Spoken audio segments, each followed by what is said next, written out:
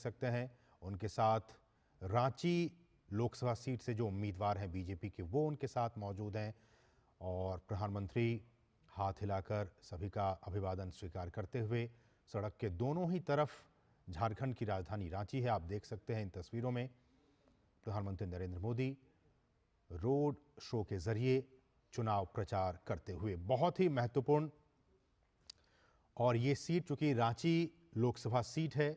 और हम आपको इस रोड शो के जरिए और इसके बैकग्राउंड में हम आपको ये जानकारी दे दें कि झारखंड की जो ये रांची लोकसभा सीट है जहां की इस वक्त प्रधानमंत्री नरेंद्र मोदी रोड शो कर रहे हैं, यहां लगभग हर चुनाव में बीजेपी और कांग्रेस में ही सीधे तौर पर टक्कर होती रही है। 2014 की बात की जाए जब प्रधानमंत्री पहली बार प्रधानमंत्री बने, फिर 2019 चुनाव की बात की जाए, लोकसभा चुनाव की बात की जाए, इन दोनों ही चुनावों में यहां बीजेपी ने कांग्रेस को शिकस्त देकर अपना दबदबा बरकरार रखा था। और फिर 2024 लोकसभा का चुनाव इस साल अब से कुछ ही दिनों के बाद वहां पे झारखंड में खासकर रांची में चुनाव होने वाले। हमारे साथ हमारे सहयोगी भी वहां मौजूद हैं, इन तमाम चीज़ों को देख रहे हैं, समझ रहे हैं। दिवाकर हमारे साथ मौजूद हैं। दिवाकर, जैसा कि हमने कहा कि 2014 की बात की जाए, 2019 की बात की जाए, बीजेपी और कांग्रेस के बीच में सीधी टक्कर रही है और इन दोनों चुनावों में खासकर अगर मैं रिसेंट पास्ट की बात करूं तो बीजेपी ने यहाँ पे कांग्रेस को हराकर यहाँ से अपने सांसद को लोकसभा में भेजा है। ऐसे में प्रधानमंत्री खुद इस वक्त वहाँ पे मौजूद हैं, रोड शो कर रहे हैं। क्या कुछ लोगों की प्रतिक्रिया और किस तरह से ये जो रोड शो है वो इस वक्त चल रहा है? देखिए, निश्चित तौर पर इस रोड शो को लेकर खासा उत्साह झारखंड के लोगों में है, क्योंकि झारखंड में जो चुनाव है वो चौथे चरण, पांचवें चरण, छठे चरण और सातवें चरण में हो रहा है। और जहां प्रधानमंत्री का ये रोड शो हो रहा है, ये राजधानी रांची है और यहाँ पर छठे चरण में चुनाव होना है रांची संसदीय क्षेत्र में। अब हम थोड़ी सी बात करें कि किस तरीके से प्रधानमंत्री का ये रैली आगे बढ़ता जा रहा है। और ये जो रोड शो हो रहा है, ये एकदम रांची के हृदय में बसा हुआ भारत माता चौक है और यहाँ से रातू रोड तक ये रोड शो प्रधानमंत्री का होना है। जो आप देख रहे हैं कि खुली जीप में प्रधानमंत्री अपने कमल के निशान के साथ हाथ में लिए हुए लोगों का अभिवादन स्वीकार कर रहे हैं और धीरे धीरे जो उनका कारवां है वो आगे बढ़ता जा रहा है। और लगातार लोगों की तरफ से प्रधानमंत्री की जयकारे और फूल की बारिश लगातार दोनों तरफ, सड़कों की दोनों तरफ लोगों का हुजूम उमड़ पड़ा है। भीषण गर्मी और हीट वेव होने के बावजूद जिस तरीके से दोपहर के बाद से ही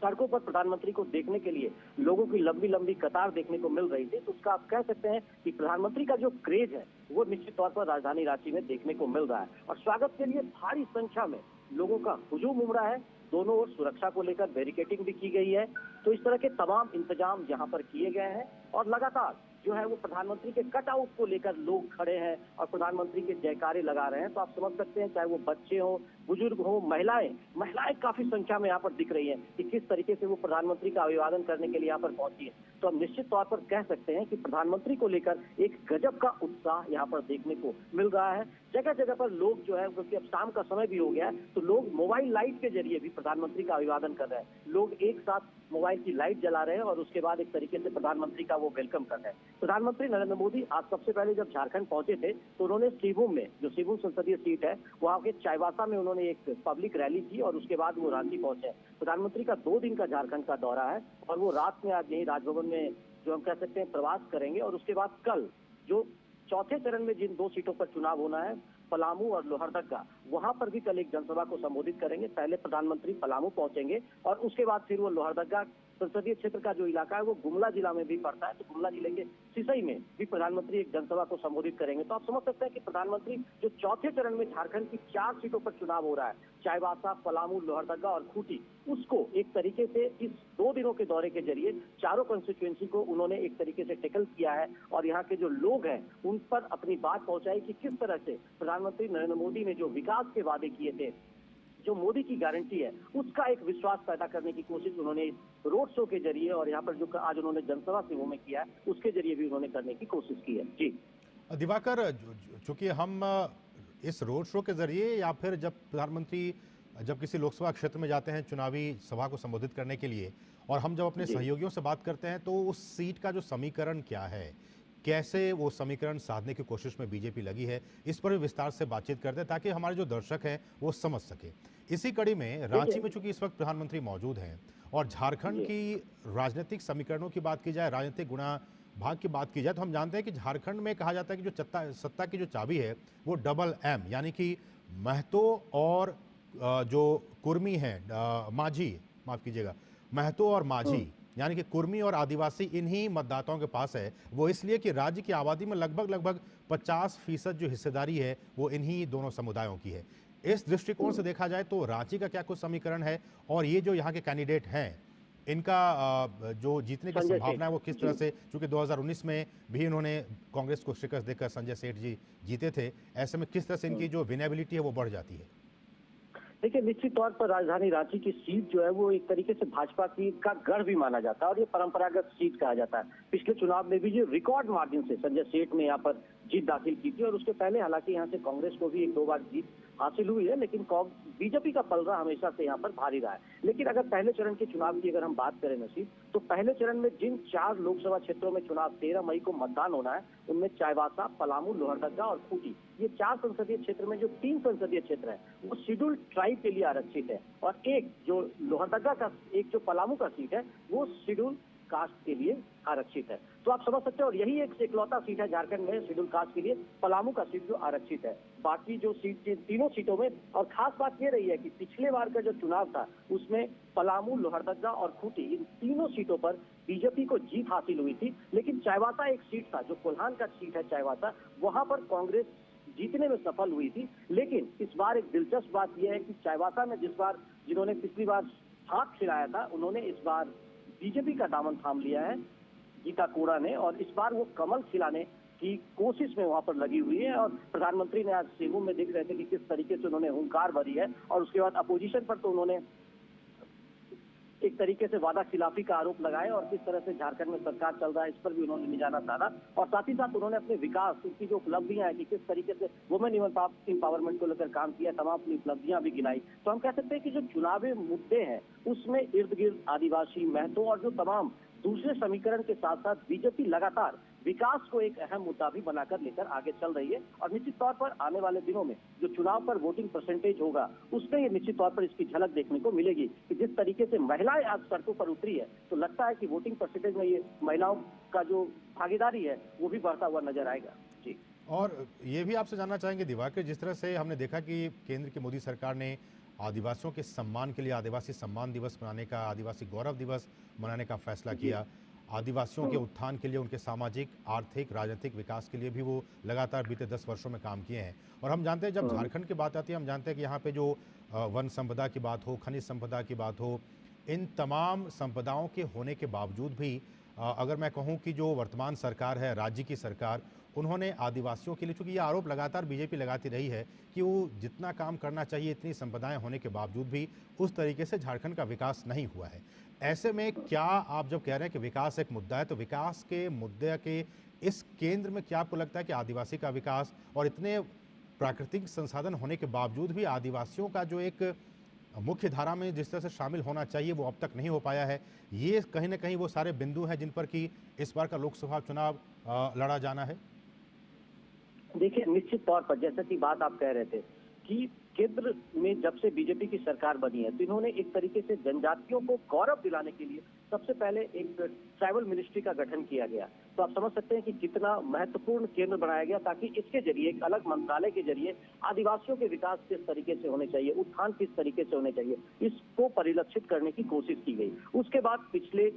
साल जब प्रधानमंत्री नरेंद्र मोदी ने, जो बिरसा मुंडा का जन्मदिन है 15 नवंबर, उसको उन्होंने जनजातीय गौरव दिवस घोषित करने की कोशिश की और उसके बाद उसे जनजातीय गौरव दिवस घोषित किया गया और उसके बाद लगातार उसका जो सेलिब्रेशन है वो राष्ट्रीय स्तर पर किया जाने लगा। तो आप समझ सकते हैं कि किस तरीके से झारखंड में जिनको भगवान के रूप में पूजा जाता है, बिरसा मुंडा को, उनका जो जन्मदिन था उसे उन्होंने एक तरीके से राष्ट्रीय फलक पर प्रधानमंत्री नरेंद्र मोदी लेकर गए और उसके बाद आदिवासियों को एक सम्मान की, जो गुमनाम एक तरीके से जो हीरोज और भी दूसरे लोग थे जनजाति समाज के, जिन्होंने आजादी में अपना योगदान दिया था, लेकिन राष्ट्रीय फलक पर उनकी चर्चा नहीं होती थी, उनके नाम के बारे में लोग नहीं जानते थे। तो उसी आधार पर उन्होंने देश के कई कोने में ट्राइबल म्यूजियम जो है वो उन जनजातीय समाज के जो एक तरीके से हीरो थे उनके नाम पर उन्होंने बनाया, और वहां पर उनके जो योगदान है वो परिलक्षित होते हैं, ताकि जो आने वाली पीढ़ी है, जो नई पीढ़ी है, वो जान सके कि कितना देश की आजादी में ये जो जनजातीय समाज है इनकी भी बड़ी भूमिका है। तो आप समझ सकते हैं कि जनजातीय समाज को मुख्य धारा में लाने के लिए बीजेपी ने अपनी तरफ से प्रयास किया है। प्रधानमंत्री लगातार फोकस करते हैं, और लगातार जो प्रधानमंत्री का एक फोकस होता था नरेंद्र मोदी का कि किस तरीके से वो झारखंड जैसे जो राज्य हैं, पूर्वोत्तर इलाके के जो राज्य हैं, वो जो विकास की गाथा में पीछे रह गए हैं, वहां पर उन्हें किस तरीके से विकास की किरण वहां पर पहुंचाई जाए और उन्हें मुख्य धारा में लाया जाए। तो लगातार उसकी फलक दिख भी रही है, और चुनाव में निश्चित तौर पर ये एक मुद्दा यहाँ पर होगा। और देखिएगा, प्रधानमंत्री नरेंद्र मोदी जब आज सीमू में भी बोल रहे थे तो उन्होंने विकास को एक अहम मुद्दा बताया, और जब कल वो पलामू और लोहरदगा पहुंचेंगे तो निश्चित तौर पर जनजातीय समाज के लिए उनके द्वारा जो किए गए कार्य हैं, और दूसरे समाज और झारखंड में जो नक्सलवाद का उन्मूलन हुआ है उसको किस तरीके से केंद्र सरकार ने उस पर कंट्रोल किया है, ये तमाम मुद्दे निश्चित तौर पर चुनाव में आने वाले दिनों में एक अहम मुद्दा होगा। बिल्कुल। और ऐसे में हमें याद है कि जब बीते दिनों संजय सेठ अपना नामांकन पत्र दाखिल करने गए थे और उस दौरान उनके साथ पुष्कर सिंह धामी भी थे, जो कि उत्तराखंड के मुख्यमंत्री हैं। उन्होंने कहा था उस दौरान संवाददाताओं को भी और वहाँ मौजूद लोगों को भी कि देखिए, आज़ादी के बाद जिसने कि 70 साल तक कांग्रेस ने शासन किया, उसने आदिवासियों पर, जनजातियों पर बिल्कुल भी ध्यान नहीं दिया। लेकिन बीजेपी और मोदी जी ही हैं जो कि हर वर्ग के लिए सोचते हैं। तो मुझे लगता है कि अब इस तरह की बातें कि बीते 60-70 सालों में कांग्रेस ने कुछ नहीं किया और बीते 10 सालों में आदिवासियों के लिए, जनजातियों के लिए जो काम किया गया वो हमारे आपके सामने है। मुझे लगता है ये सारी बातें कहीं ना कहीं जो वोटर्स हैं झारखंड के, खासकर आदिवासी, हमने कहा कि जो अच्छी खासी आबादी है, उन तक वो बातें पहुंचती हैं, पहुंच रही होंगी। और जब वोटिंग का टाइम होगा उस वक्त और नतीजों में भी ये सारी चीज़ें परिलक्षित हो सकती हैं। देखिए, निश्चित तौर पर जनजातीय समाज जो है वो हमेशा से ये मानता रहा है, और ये चीज दूसरे लोगों को भी, चाहे वो अपोजिशन के लोग हों चाहे दूसरे लोग भी, कि जितना सम्मान और जितनी भागीदारी राष्ट्रीय फलक पर इस समाज की होनी चाहिए, जितनी इनकी भागीदारी रही है, जितना इनका योगदान देश के बनाने में और निर्माण करने में रहा है, उतना सम्मान और उतनी भागीदारी उनकी नहीं रही है। तो बीजेपी ने इसको एक तरीके से अपना एजेंडा बनाया है, और उस एजेंडे के आधार पर बीजेपी ने एक जो नारा दिया था कि पूर्वोत्तर के विकास के साथ ही देश की विकास हो सकती है। अगर पूर्वोत्तर का विकास ढंग से नहीं होता है तो देश की विकास की भी परिकल्पना नहीं कर सकते हैं। तो आप समझ सकते हैं कि किस तरीके से प्रधानमंत्री नरेंद्र मोदी लगातार उसको फोकस करते हैं, और उन्होंने झारखंड को एक केंद्र बिंदु भी उन्होंने बनाया था। पिछली सरकार जब 2014 से 19 की उनकी सरकार थी, तो कई केंद्र सरकार को जो कहा जाता था कि झारखंड जो है वो लॉन्चिंग पैड है, कोई भी बड़ी योजना अगर केंद्र सरकार की लॉन्च होती है तो वो झारखंड से लॉन्च हो रही थी, चाहे वो आयुष्मान भारत योजना हो, चाहे कई अन्य योजनाएं हो, तो तमाम तरह की योजनाएं यहाँ से लॉन्च होती है। तो आप समझ सकते हैं कि किस तरीके से उन्होंने झारखंड को केंद्र बिंदु बनाया था। तो निश्चित कहीं ना कहीं प्रधानमंत्री नरेंद्र मोदी के मन में ये बात रहा होगा कि आदिवासियों का विकास जितना होना चाहिए था वो विकास नहीं हुआ है, इसलिए आदिवासियों का विकास, महिलाओं की सशक्तिकरण को लेकर लगातार प्रयास किए गए, और उसको फोकस कर कई योजनाएं नरेंद्र मोदी ने शुरू की थी। जी, ऐसे में चूंकि मुकाबला रांची में है, चूंकि प्रधानमंत्री इस वक्त रांची में है दिवाकर, और रांची अगर लोकसभा सीट की बात की जाए तो मुझे याद है, चूंकि मैं फिर से एक बार पुष्कर सिंह धामी की उन बातों को रिकॉल करना चाहूँगा जब वो थे वहाँ पे नामांकन के दौरान। उन्होंने कहा था कि देखिए, उन्हें पता चला कि जो इनके खिलाफ, संजय सेठ के खिलाफ जो कांग्रेस के जो व्यक्ति खड़े हुए हैं, वो कांग्रेस काल में हुए कोयला घोटाले में उनके हाथ काले हुए थे, और उसी परिवार का उम्मीदवार रांची लोकसभा सीट से भाजपा प्रत्याशी के खिलाफ खड़ा है। ऐसे में जो जीत है वो तो बिल्कुल तय है संजय सेठ जी का। देखिए, निश्चित तौर पर इस तरह के आरोप प्रत्यारोप और जुबानी जंग, क्योंकि 13 मई को ही अब यहाँ मतदान होना है, तो निश्चित तौर पर इस तरह के जुबानी जंग यहाँ पर शुरू हो गए। और जो नसीब आप बात कर रहे हैं, निश्चित तौर पर क्योंकि सुबोध कांत सहाय इस बार चुनाव में वो केंद्रीय मंत्री भी कांग्रेस के कोटे से, कांग्रेस जब यहाँ जीती थी तो वो केंद्रीय मंत्री भी रहे थे, तो लेकिन सुबोध कांत सहाय को इस बार टिकट नहीं मिलकर उसकी जगह पर उनकी बेटी को इस बार यहाँ पर कांग्रेस ने अपना उम्मीदवार बनाया है। वो एक तरीके से नए चेहरे हैं, पहली बार वो चुनाव लड़ रही हैं। तो ऐसे में लगातार ये कहा जा रहा है कि संजय सेठ का पलड़ा उस हिसाब से काफी भारी है, क्योंकि उन्होंने जिस तरीके से, संजय सेठ भी लगातार ये बात कर रहे हैं कि विकास, उनके क्षेत्र में विकास हुआ है, वो विकास के दावे को लेकर लगातार लोगों से संवाद कर रहे हैं, अपनी बात रख रहे हैं। और कांग्रेस ने एक चीज और, रांची में जब उनका जो कह सकते हैं प्रत्याशी की घोषणा, इंडी गठबंधन की प्रत्याशी की जो घोषणा थी रांची में, वो एकदम आखिरी वक्त में आकर होती है, जबकि बीजेपी ने अपने प्रत्याशियों की घोषणा और करीब 2 महीना पहले ही कर दिया था। तो एक तरीके से ये भी एक मुकाबले का एक जो हम कह सकते हैं कि बिंदु हो सकता है कि लगातार 2 महीने से जो संजय सेठ है वो संवाद की स्थिति में थे, वो लगातार अपने जो उनके हम कह सकते हैं लगातार वो प्रखंड में, ब्लॉक में, लगातार सब जगह ग्रामीण इलाकों में जाकर लगातार लोगों से संवाद कर रहे थे, अपनी बात रख रहे थे कि किस तरीके से उन्होंने 5 सालों में रांची को एक राजधानी बनाने की कोशिश की है, कि किस तरीके से राजधानी एक और बड़ी बात है कि राजधानी बने हुए करीब 24 साल हो गए हैं रांची को, लेकिन अभी तक यहाँ पर कोई फ्लाईओवर नहीं था, लेकिन वो फ्लाईओवर बनता हुआ यहाँ पर दिखता है। तो इस तरह के तमाम जो दावे हैं वो संजय सेठ की ओर से किए जा रहे हैं कि उनके प्रयासों से ये सब परिलक्षित हुआ है। तो इस तरह के दावे किए जा रहे हैं और लगातार वो लोगों के बीच संपर्क करने की कोशिश कर रहे हैं कि रांची को उन्होंने संवारने की कोशिश की है, एक राजधानी बनाने की कोशिश की है, और जनता उन्हें अगर और मौका देती है अगले 4-5 सालों के लिए, तो निश्चित तौर पर राजधानी का शक्ल जो होगा वो बदलेगा और रांची एक खूबसूरत शहर के रूप में उभर कर सामने आएगा। तो ये दावे इनकी तरफ से की जा रही है। हालांकि कांग्रेस के जो प्रत्याशी हैं उनके भी दावे हैं कि संजय सेठ की ओर से कुछ नहीं किया गया। तो ये अभी चुनाव में देखने को मिलेगा, लेकिन जनता निश्चित तौर पर ये देखती भी है, सुनती भी है और समझती भी है कि उसे क्या करना है, उनके लिए कौन उपयुक्त कैंडिडेट हो सकता है, कौन राजधानी रांची को संवार रहा है या आने वाले दिनों में संवारेगा। तो जनता अब इतनी परिपक्व हो चुकी है कि वो चीजों को समझती भी है, देखती भी है और उस आधार पर वो निर्णय लेती है। तो फिलहाल यह कह पाना मुश्किल होगा कि किसका, लेकिन जिस स्थिति से संवाद का सिलसिला चल रहा है और जिस तरीके से संजय सेठ अपनी कम्युनिकेशन कर रहे हैं और दावे कर रहे हैं, उससे थोड़ा लगता है कि उनका पलड़ा राजधानी रांची की सीट पर भारी नजर आ रहा है। नसीम, बिल्कुल बिल्कुल बिल्कुल, आप सही कह रहे हैं कि पलड़ा जो है वो भारी नज़र आ रहा है, लेकिन आखिरकार क्या कुछ नतीजे आते हैं वो तो हमें 4 जून को ही पता चल पाएगा। बहरहाल आप हमारे साथ बने रहिए। दिवाकर हमारे साथ हमारे एक और सहयोगी धीरज भी इस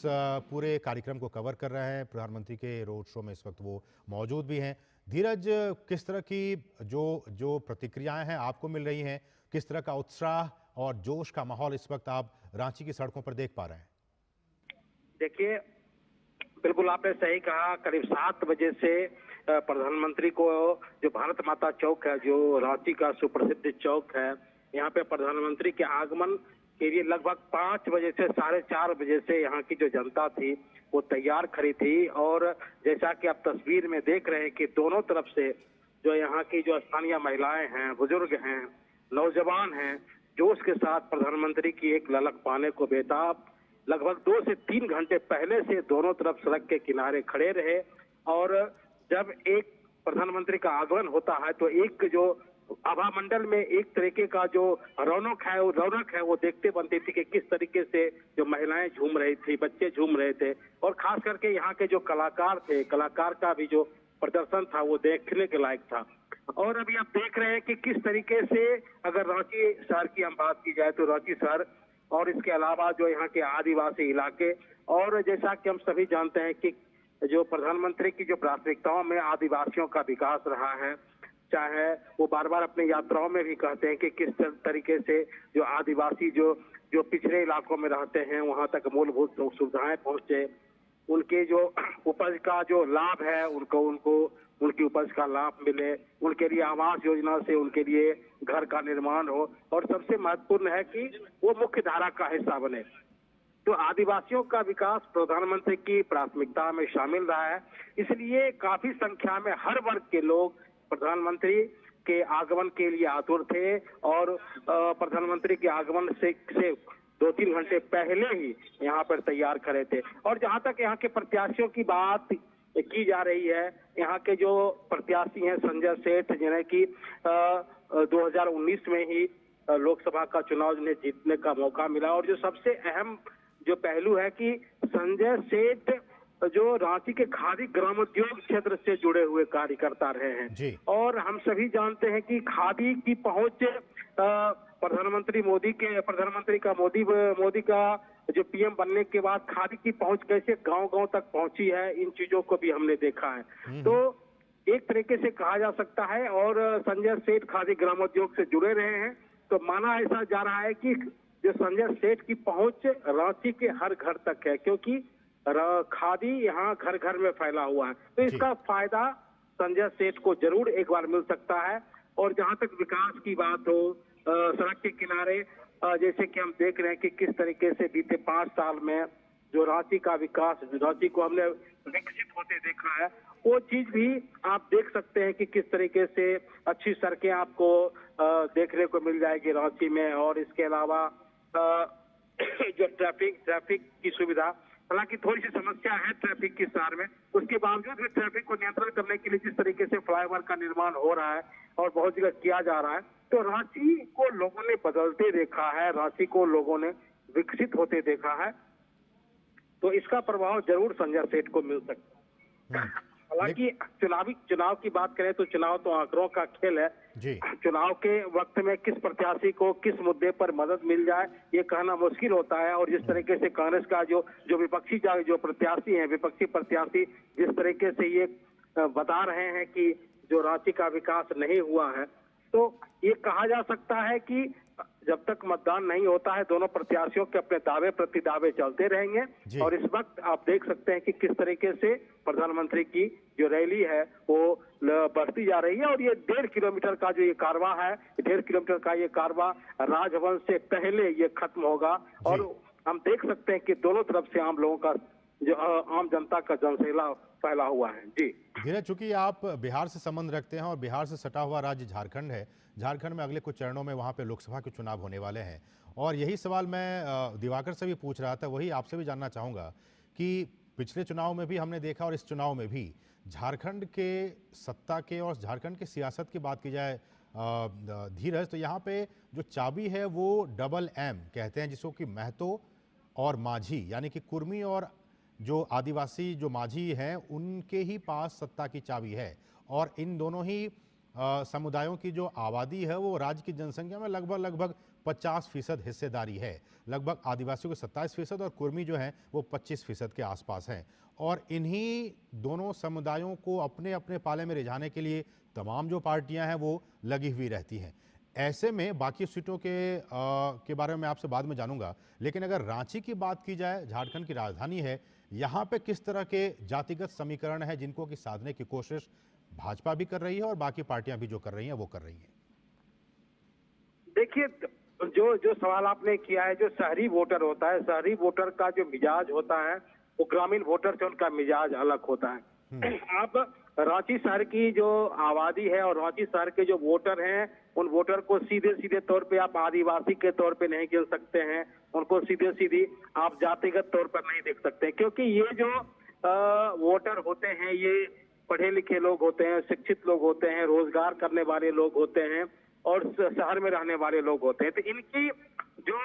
इनकी जो सोच होती है वो एक विकसित भारत की सोच होती है। और हमने देखा कि किस तरीके से विकसित भारत की दिशा में देश में कदम बढ़ाया गया है, किस तरीके से लोगों को विकसित भारत की, इन लोगों को ये बताया गया है कि आपको विकसित भारत में न केवल भारत को विकसित बनाना है बल्कि विकसित भारत बनाने में आपको अपना योगदान देना है। और जहां तक जातीय समीकरण की बात है, जिस तरीके से प्रधानमंत्री आदिवासियों के बीच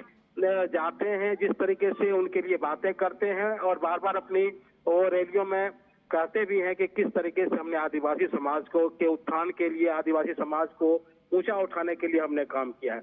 अभी छत्तीसगढ़ के चुनाव हुए थे, आपने बिहार का जिक्र किया, मैं छत्तीसगढ़ राज्य का यही जिक्र करता हूं कि छत्तीसगढ़ में जो पिछले साल चुनाव हो रहे थे तो हमने वहां देखा कि किस तरीके से आदिवासी कल्याण के लिए जो ठोस कदम उठाए गए, चाहे महतारी बंधन योजना हो या वहाँ के जो आदिवासी है जो जंगल में रहती है तो उनको भू अर्जन का कैसे उसको लाभ मिले। उसके बाद जो तेंदुआ पत्ता से जुड़े हुए आदिवासी हैं, प्रधानमंत्री बार बार कहते थे कि इन तेंदुआ पत्ता से जुड़े हुए जो आदिवासी महिलाएं थी इनका उत्थान कांग्रेस ने नहीं किया, क्योंकि कांग्रेस केवल आदिवासियों को वोट बैंक का हिस्सा माना, वोट बैंक का हिस्सा मानती रही है, आदिवासियों के कल्याण के लिए उन्होंने काम नहीं किया। तो जिस तरीके से हमने देखा कि छत्तीसगढ़ के चुनाव में आदिवासी महिलाओं के लिए, आदिवासियों के लिए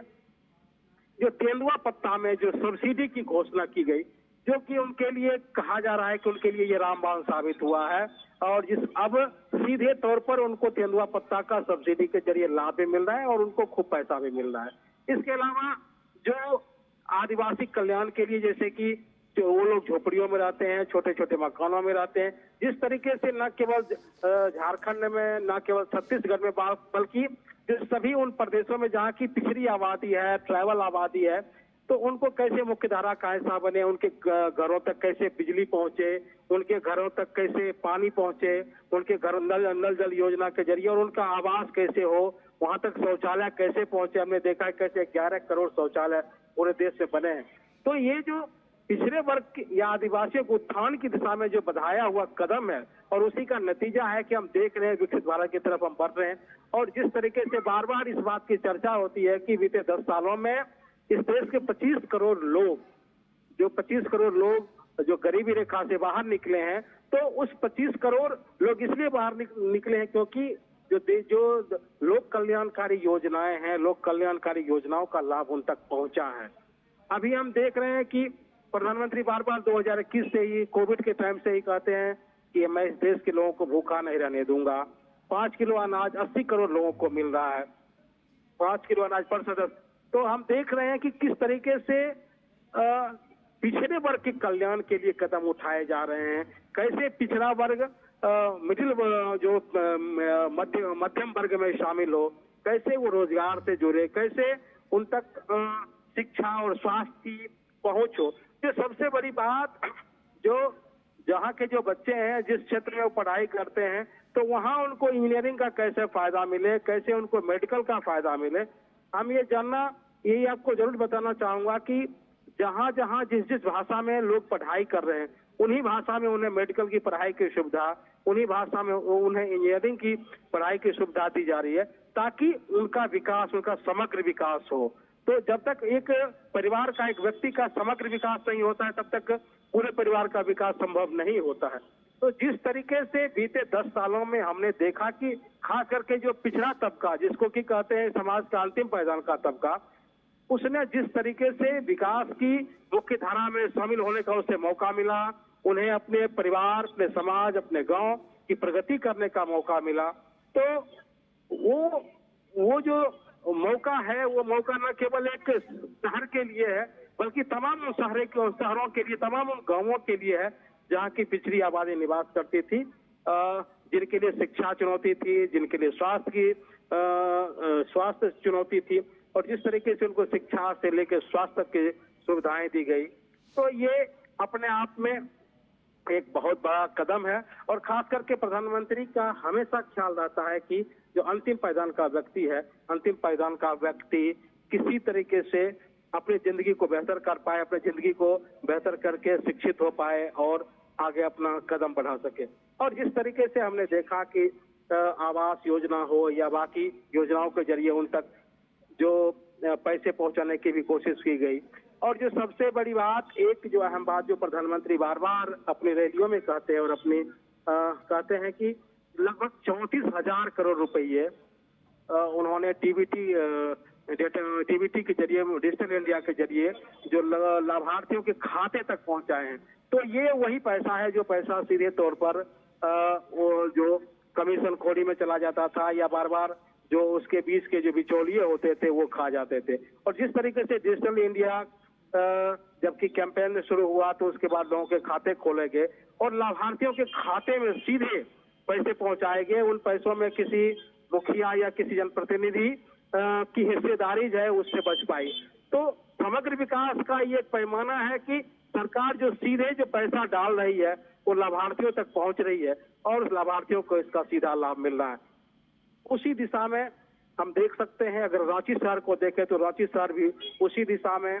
जिस तरीके से यहाँ की अच्छी सड़कें हैं, जिस तरह से यहाँ के अच्छे अस्पताल और जिस तरीके से यहाँ स्वास्थ्य से लेकर शिक्षा का विकास हुआ है, इसका फायदा जरूर जो भाजपा के प्रत्याशी संजय सेठ हैं उनको मिलने का। जी बिल्कुल धीरज, मैं आपको थोड़ा सा ब्रीथिंग स्पेस दे रहा हूँ। मैं कुछ जानकारी अपने दर्शकों के साथ साझा करना चाहता हूँ। जो रांची सीट का अगर हम इसके इतिहास की बात करें तो रांची जो लोकसभा सीट है वो रांची, हटिया, कांके, ईचागढ़, सिल्ली और खिजरी विधानसभा सीटों को मिलकर बनाया गया है ये रांची लोकसभा सीट। और इस सीट पर झारखंड राज्य के बिहार से अलग होने के बाद हुए 2004 लोकसभा चुनाव में बीजेपी के लगातार 4 बार के सांसद राम टहल चौधरी को कांग्रेस के सुबोधकांत सहाय ने शिकस्त दी थी। वहीं 2009 में भी राम टहल चौधरी को सुबोधकांत सहाय से हार का सामना करना पड़ा। हालांकि 2014 में राम टहल चौधरी ने जोरदार वापसी की और सुबोध कांत सहाय को मात दी 2014 में, और इसके बाद 2019 के चुनाव में भी बीजेपी की ही जीत हुई थी। यानी कि बीते दो लोकसभा चुनाव में, 2014 की बात कर ली जाए, 2019 की बात कर ली जाए, इन दोनों ही चुनावों में, लोकसभा चुनाव में बीजेपी के प्रत्याशी की यहां से जीत हुई थी। और इस दौरान संजय सेठ, जो कि इस बार भी लोकसभा के प्रत्याशी हैं रांची सीट से, उन्होंने कांग्रेस उम्मीदवार सुबोध कांत सहाय को हराया था। और इस सीट से बीजेपी के जो राम टहल चौधरी अब 1991, 1996, 1998, 1999 और 2014 में वो 5 बार सांसद रह चुके हैं। हालांकि कांग्रेस का भी यहाँ पे अच्छा खासा कब्जा रहा है। और हम आपको बता दें कि यही वो शहर है, महेंद्र सिंह धोनी, महान क्रिकेटर, उनका भी गृहनगर झारखंड की राजधानी रांची ही है, और रांची को झरनों का शहर भी कहा जाता है।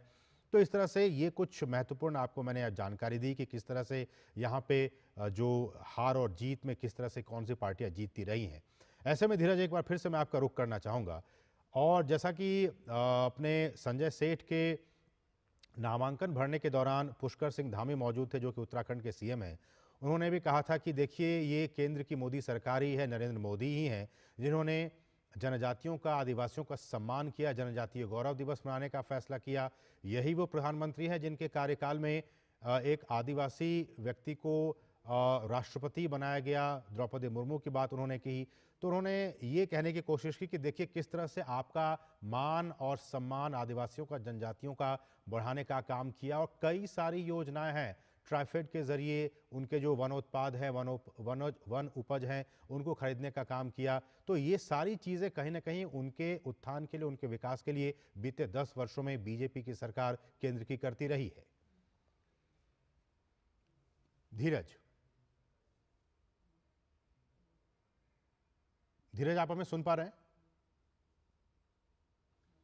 लगता है हमारा संपर्क उनसे, अगर हम समझने की कोशिश करेंगे तो सबसे अधिक लाभ आदिवासी वर्ग को इसका मिला है, क्योंकि आदिवासी वर्ग के साथ एक बहुत बड़ी चुनौती थी कि वो मुख्य धारा का हिस्सा नहीं थे। उन तक सुविधाएं बिल्कुल नगण्य थी, वहां तक उनके जो गांव थे, उनके गांव तक सड़कें नहीं पहुंचती थी, उनके बच्चे स्कूल नहीं जाते थे। तो ये एक प्रकार की बहुत बड़ी चुनौती उनके सामने थी कि उनकी जो पीढ़ी दर पीढ़ी जो उनके जो बच्चे थे वो मुख्य धारा का हिस्सा नहीं बन पाते थे। प्रधानमंत्री मोदी जबकि प्रधानमंत्री बनने के बाद उन्होंने आदिवासियों के कल्याण के लिए अलग से एक मंत्रालय का ही गठन किया, और उस मंत्रालय के लिए न केवल मंत्रालय का गठन हुआ बल्कि उसके लिए फंडिंग की जो सुविधा है वो अलग से फंडिंग की सुविधा दी गई। और उस फंडिंग के लिए अलग से जो आदिवासी मंत्रालय को जो हमारे अर्जुन मुंडा केंद्रीय मंत्री ने बीते सालों में बहुत अच्छी तरीके से संभाला, और किस तरीके से आदिवासी के बच्चों का कैसे उनका विकास हो, कैसे आदिवासी के बच्चे मुख्य धारा का हिस्सा बने, कैसे आदिवासी के बच्चे इंजीनियरिंग की पढ़ाई करें, मेडिकल की पढ़ाई करें, उसका विकास हुआ। खास करके मेडिकल कॉलेज की स्थापना आदिवासी इलाकों में भी हुई है। हम देख सकते हैं कि बस्तर के इलाकों में भी, जो छत्तीसगढ़ के बस्तर के इलाकों में भी मेडिकल कॉलेज की स्थापना की गई ताकि आदिवासी के बच्चे मुख्य धारा का हिस्सा बने। और जो आदिवासी के सामने दूसरी बड़ी जो समस्या रही है वो उनके वन उपज की समस्या रही है, क्योंकि आदिवासी मुख्य धारा का हिस्सा नहीं बनने के कारण उनका जो एक लंबा संघर्ष उनके जोत को लेकर रही है, क्योंकि उनको लगता था कि ये मेरा हिस्सा है, ये हमारी जमीन है। तो जिस तरीके से उनके वन उपज का जो फायदा देने की कोशिश सरकार की तरफ से की गई है, इसके बाद उनके जो जीवन में एक क्रांतिकारी बदलाव आया है, उनको फायदा मिला है, उनको कमाई का साधन मिला है, और इसके अलावा उनके जीवन में खुशहाली भी आई है। और जहां तक आदिवासियों के विकास की बात, जो बार बार प्रधानमंत्री अपनी यात्रा में, अपने भाषणों में कहते हैं कि जिस तरीके से हमने आदिवासी महिलाओं का विकास किया, आदिवासी महिलाओं को हमने राष्ट्रपति के पद तक पहुंचाया, ये आदिवासियों के लिए गौरव की बात है, ये आदिवासियों के लिए सम्मान की बात है। इसके अलावा उन्होंने आदिवासियों के गौरव के लिए, आदिवासियों के सम्मान के लिए अलग से उन्होंने एक कैंपेन चलाया, आदिवासी गौरव दिवस की स्थापना हुई। खास करके जो आप देखेंगे झारखंड के इलाकों में बिरसा मुंडा की जिस तरीके से जगह जगह पर तस्वीर बिरसा मुंडा के नाम से आपको एयरपोर्ट, हर शहर के प्रमुख स्थलों पर बिरसा मुंडा के प्रतिमा आपको देखने को मिलेगी। कोशिश ये रही है कि आदिवासी न केवल मुख्य धारा का हिस्सा बने बल्कि अपने आप पे वो गौरव भी महसूस करें कि किस तरीके से आदिवासियों ने इस देश के उत्थान के लिए काम किया है। और प्रधानमंत्री बार बार आदिवासियों को उनकी गौरव यात्रा के बारे में जरूर अपने भाषण में चर्चा करते हैं कि किस तरीके से आदिवासियों ने इस देश को बचाने में, किस तरह के आदिवासियों का आंदोलन इस देश में, इस देश की अस्मिता को बचाने में, इस देश के गौरव को बचाने में रहा है। तो आदिवासी देश के जो मुख्य धारा का मूल रूप से हिस्सा बने, इसके लिए जिस तरीके से केंद्र सरकार की योजनाएं जमीन तक आई, जिस तरीके से वहां तक आवास योजना, वहां तक पानी की सुविधा, वहां तक नल के जरिए जल की सुविधा पहुंचाने की कोशिश हुई, वहां के जरिए आवास पहुंचाने की कोशिश हुई, ये तमाम कोशिशें इसलिए हुई कि ये जो तबका जो कि जंगल में रहता था और जंगल से बाहर उसकी कोई दुनिया नहीं होती थी, जंगल से बाहर वो अपने आप को बिल्कुल अकेला मानता था या उसको लगता था कि ये मेरा शहर नहीं है, यहाँ हम निवास नहीं करते। और जिस तरीके से अब उस इलाके के लोग भी मेडिकल की पढ़ाई करके या इंजीनियरिंग की पढ़ाई करके मुख्य धारा का हिस्सा बन रहे हैं, वापस आ रहे हैं, शहर की तरफ आ रहे हैं, तो हम कह सकते हैं कि सरकार ने आदिवासियों के कल्याण के लिए जिस तरीके से बीते 10 सालों में कार्यक्रम चलाए हैं, और उस कार्यक्रम न केवल कार्यक्रम चलाया है, हमने अर्जुन मुंडा के कई कार्यक्रमों में मैं शामिल हुआ हूं और मैंने देखा कि किस तरीके से आदिवासियों को जंगल में रहने के बावजूद उनकी जो संपदा है, उनका जो हुनर है, उसके हुनर को कैसे उभारा जाए। आप देखेंगे कि आदिवासी के इलाकों में कुछ ऐसे सामान बनते हैं, चाहे बुनकर की तरक्की के सामान हो या जो जिस तरीके से नई तरीके से वो अपने जो पौराणिक जो प्रथाओं से जोड़कर अपना जो सामान की बिक्री कर रहे हैं, तो उसको देखकर ऐसा जरूर लगता है कि बीते 10 सालों में जो आदिवासियों में जो बुनकर हैं या आदिवासियों में जो हुनरमंद लोग हैं, आदिवासियों में जो शिल्पी से जुड़े हुए लोग हैं या हथकरघा से जुड़े हुए लोग हैं, उन लोगों ने अपने हुनर को न केवल आदिवासी इलाकों में बल्कि अपने हुनर को देश विदेश तक पहुंचाया। और आप देख सकते हैं कि आदिवासी जो प्रोडक्ट हैं, जो कि जो सुदूर गांव में बनाए गए प्रोडक्ट हैं, उनके हस्तशिल्प को, उनकी चित्रकारी को या उनके जो हुनर को आप देख सकते हैं, आप अमेज़न पे देख सकते हैं, या तो किस तरीके से उसका एक बाजार बनाने की कोशिश प्रधानमंत्री मोदी की तरफ से हुई है। तो इस कोशिश का नतीजा है कि अब आदिवासियों का जो सामान है अमेज़न पर न केवल देश में बल्कि विदेशों तक में बिकने लगा है और उसका कमाई जो है, उसका पैसा आदिवासियों तक पहुंचा है। तो हम कह सकते हैं कि बीते 10 सालों में आदिवासियों के कल्याण के लिए, आदिवासियों के लिए विकास के लिए भारतीय जनता पार्टी ने बहुत ही शानदार काम किया है। जी बिल्कुल, धीरज हमारे साथ बने रहिए। हमारे साथ दिवाकर भी इस वक्त लगातार बने हुए हैं रांची से ही। दिवाकर, जिस बात का जिक्र लगातार धीरज कर रहे हैं कि बीते वर्षों में, 10 वर्षों में जनजातियों के कल्याण के लिए, आदिवासियों के कल्याण के लिए जिस तरह से प्रधानमंत्री और केंद्र की मोदी सरकार ने किया, वो वाकई लाजवाब है। ऐसे में एक और उसमें ऐड करना चाहूँगा, फॉरेस्ट राइट एक्ट FRA, उसमें बहुत वर्षों से ये मांग थी कि उसमें संशोधन किए जाएं और केंद्र की मोदी सरकार ने उसमें संशोधन किया और उस संशोधन के बाद से जो एक अधिकार उन आदिवासियों को मिला जो जंगलों में रहते हैं, जो वहाँ के उपज पे ही डिपेंड हैं, इस तरह से उनको भी आर्थिक तौर पर मजबूत करने का काम किया और वो मुख्य धारा में शामिल हो सके। ये इसको कितना महत्वपूर्ण आप मानते हैं? देखिए, निश्चित तौर पर जनजातीय समाज के जो लोग हैं, जो एक तरीके से जंगलों में रहते हैं, हमेशा से ये कहा जाता है कि जो उनकी जीवनचर्या है, उनका जो जीने की जो उनकी शैली है, उनके जो खान पान है, उनके रहन सहन है और उनकी आमदनी का जो जरिया है, वो कहीं ना कहीं प्रकृति से जुड़ा हुआ है। और जल, जंगल और जमीन इसीलिए उनका एक आंदोलन का एक स्वरूप हमेशा से रहा है। तो प्रधानमंत्री नरेंद्र मोदी की ये कोशिश रही थी, जो पिछले 10 सालों में केंद्र सरकार ने ये कोशिश की है कि किस तरीके से आदिवासियों के जो अधिकार है, जहाँ पर वो रहते हैं, और जो सस्टेनेबल डेवलपमेंट की बात होती है कि किस तरीके से एक सतत विकास की जो किरण है वो लोगों तक पहुंचे, उससे पर्यावरण को भी बचाया जा सके, उसके जो हमारे संस्कृति है, समाज है, सभ्यता है, इनको भी बचाते हुए पारंपरिक तरीके से विकास किस तरीके से हो, उसमें इसका एक बहुत बड़ा रोल रहा है कि उनके जो अधिकार है उसके साथ उनकी आमदनी को बढ़ाया जाए और उनके आसपास जो उनके हुनर है उसको इसी के जो एक कानून के जरिए कि जिस तरीके से उनके पास जो सुविधाएं आसानी से, चाहे वो बांस के प्रोडक्ट हो चाहे दूसरे प्रोडक्ट जो जंगलों में आसानी से उपलब्ध होते हैं, उनका उनको अधिकार दिया जाए और वो उसके जरिए अपनी जो उत्पादकता है उसको बढ़ा सके और उसके जरिए उनकी आमदनी बढ़ सके। तो इसका एक बहुत बड़ा इम्पैक्ट है और निश्चित तौर पर इससे आदिवासियों की आमदनी भी बढ़ी है। तो ये हम कह सकते हैं कि इस तरह के जो छोटे छोटे कदम इन जनजातीय बहुल इलाकों के लिए उठाए गए हैं केंद्र सरकार की ओर से, जो पहल की गई है पिछले 10 सालों में, इसका एक इम्पैक्ट निश्चित तौर पर है और लगातार ये कोशिश हो रही है कि जनजातीय समाज को मुख्य धारा में लाकर उनका उत्थान किया जा सके। जिस तरीके से ये प्रयास हो रहा है कि जो उनके बच्चे हैं वो बेहतर तरीके से पढ़ सके और उसके बाद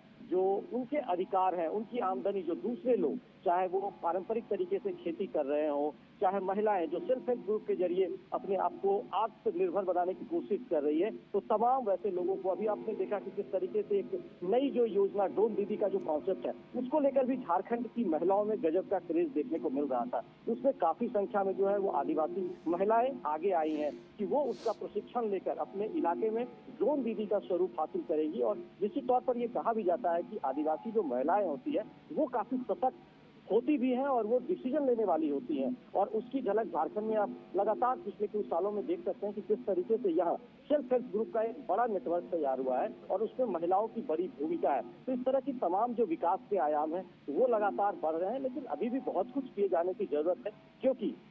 जो पूर्वोत्तर के विकास, देश के विकास के साथ होना चाहिए था वो विकास नहीं हुआ था, तो उसमें कहीं ना कहीं झारखंड भी पिछड़ा था, उसको उसके पैरेलल लाने की कोशिश अब हो रही है। तो इस तरह के जो कदम उठाए गए हैं उसका इम्पैक्ट आदिवासियों का जीवन का उत्थान करने में हो रहा है, उनकी आमदनी बढ़ाने में हो रही है। तो इसका भी एक चुनावी मुद्दा निश्चित तौर पर आने वाले दिनों में ये बनता हुआ दिखेगा।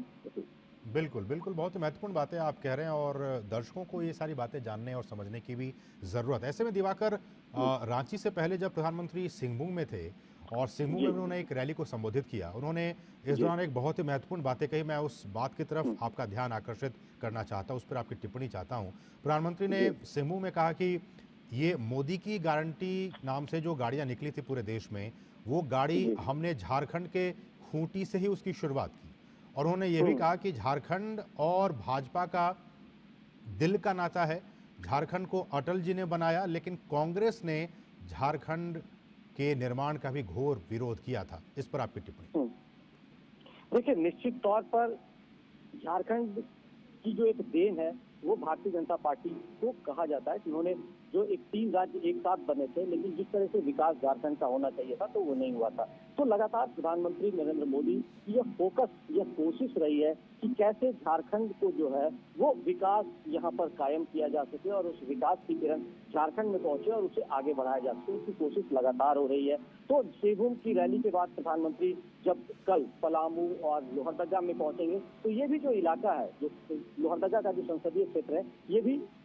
ट्राइब्स के लिए, शेड्यूल ट्राइब्स के लिए आरक्षित सीट है और यहाँ पर भी जो जनजातीय समाज की आबादी है वो काफी ज्यादा है और यहाँ पर पिछले बार भी बीजेपी ने इन दोनों सीटों पर कब्जा जमाया था। और उसके अलावा जो खूंटी, जो जनजातीय बहुल इलाका है, जिसका प्रतिनिधित्व केंद्रीय मंत्री भी है, केंद्रीय कृषि मंत्री, जनजातीय मामलों के मंत्री अर्जुन मुंडा है। तो आप समझ सकते हैं कि जब यहाँ से कोई जीत कर भी जाता है तो उसको किस तरीके से प्रधानमंत्री वहाँ केंद्र में उसको जगह मिलती है। तो आप समझ सकते हैं कि झारखंड के विकास को लेकर ये जो एनडीए की सरकार है केंद्र में, वो किस तरीके से वो दिखती है कि किस संकल्पित है। जी।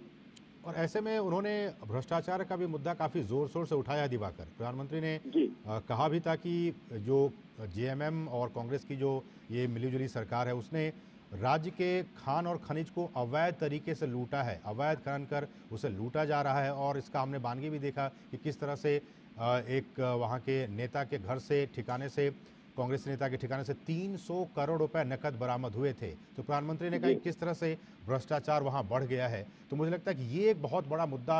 झारखंड के लोकसभा चुनाव में भी दिखेगा कि किस तरह से लोग इस मुद्दे पर अपनी राय जो है वो जाहिर करते हैं। देखिए, निश्चित तौर पर झारखंड में भ्रष्टाचार भी एक बड़ा मुद्दा रहा है और झारखंड में चूंकि शुरुआत से ही एक ये कलंक झारखंड में, चाहे वो आप समझ सकते हैं कि जो वोटिंग का मामला हो, सरकार गिराने का मामला, उसमें वोटिंग के सांसद के खरीद फरोख्त का मामला हो, फिर कोल ब्लॉक के आवंटन का मामला हो, इस तरह के कई दाग झारखंड पे लगते रहे। लेकिन पिछले 5 सालों में जो झारखंड की अभी जो सरकार है जो जेएमएम और इंडी गठबंधन की जो सरकार है उस सरकार पर भी कई आरोप लगे हैं और उसके बाद जो हम कह सकते हैं कई ब्यूरोक्रेट्स उसके बाद जेल गए हैं और उसके बाद खुद जो यहाँ के मुख्यमंत्री थे हेमंत सोरेन वो भी ईडी ने उन्हें गिरफ्तार किया और उसके बाद भी वो पिछले करीब 5 महीने से जेल में है। तो आप समझ सकते हैं कि किस तरीके से झारखंड में भ्रष्टाचार का दाग लगा है और उस दाग को लगातार उसकी गिरफ्त में कई नेता आए हैं, कई ब्यूरोक्रेट्स आए हैं और प्रधानमंत्री ने जब आज रैली की है तो निश्चित तौर पर आने वाले चुनाव में भ्रष्टाचार एक अहम मुद्दा होगा। लोगों में इसकी बात की भी चर्चा होती है कि अगर किसी राज्य का मुखिया पे अगर इस तरह के आरोप लगते हैं तो निश्चित तौर पर ये गंभीर आरोप है और लगातार आज देखें कि हाईकोर्ट की ओर से भी जब इस मामले में उन्होंने राहत लेने की कोशिश की थी तो हाईकोर्ट ने भी उनकी जो अर्जी थी उसे खारिज कर दिया। PSA लाइव न्यूज से मैं हूं आपके साथ संपादक अशोक कुमार झा। हम फिर मिलेंगे आपसे बेहतरीन और ताजा खबरों के साथ। नमस्कार।